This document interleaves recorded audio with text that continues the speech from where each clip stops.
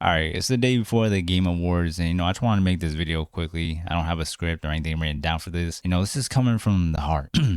Dear Expedition 33 fans, yes, you, and you. Shut the fuck up. Yes, we know the game is amazing. It's a masterpiece. It's fantastic. I even made a video on it back in July talking about the game you can't stop thinking about months later, the game of the generation. So I can't really blame you too much, but in that video, I did talk about the other games that came before it that have really good writing, that have really good stories. I talk about other turn-based RPGs that it made me want to play, like Lost Odyssey, like Resonance of Fate, like Legends of Dragoon, and a bunch of other turn-based RPGs. So I know that there are other games that came before it, that existed before it, other turn-based RPGs. I know that. But for some reason, there's a part of the fan base that just doesn't know or doesn't acknowledge the other games that came before it, which is really annoying and stupid. It's okay to glaze the game, give it its praise, but let's just stop disrespecting the other games that came before it. It's okay to be like, oh, this is one of the greatest games of all time. I think this is one of the greatest games of all time. I could say, it's debatable, top 50, top 30, that's debatable. But again, please. Shut when you think about it. Just stop being annoying. Or just be annoying to your friends or the people, that haven't played the game. Be annoying to them. I do that to my friends because I know they will like it. Like, yo, please play the game. But when you come online and try to be all high and mighty, please shut up. You're making us look bad. You're making us look bad. Have some respect to the other games. Have some decorum. And when it's time for the Game Awards, it's time for the winners to be revealed. Just sit there. Just shut up. Have a little smile on your face and just clap. It's like, yes, let's go. That's one award down. Let's keep going. It's not going to win all the awards. I think at the very least, it's going to win 4 or 5. I think for sure, Game of the Year, that's like 99%. Best narrative, that's like 90% chance it wins it. Best score music, that's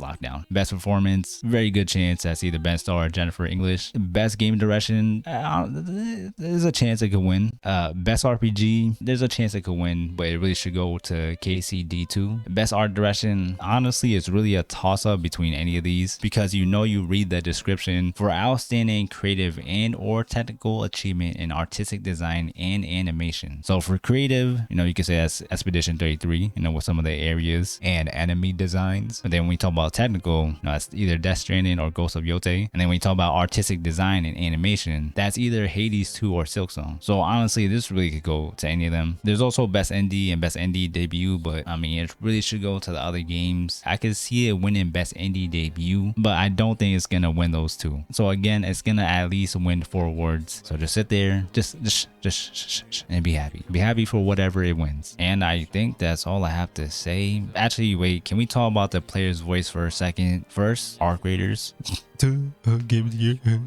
And second, please, for the love of God, anything besides these bum-ass gacha games. What are we doing? Why are they here? Please. Yeah, that's all I have to say. Let me know. What are you excited for? Is it the awards, the reveals, the live performance, or all of it? For me, I'm excited for all of it. It's a time for us gamers to come together, be excited, laugh at whatever funny moment or awkward moment. Yeah, be respectful, be kind to others, unless they're being really stupid. Then go ahead and put them in their place. I'm out. Bye-bye.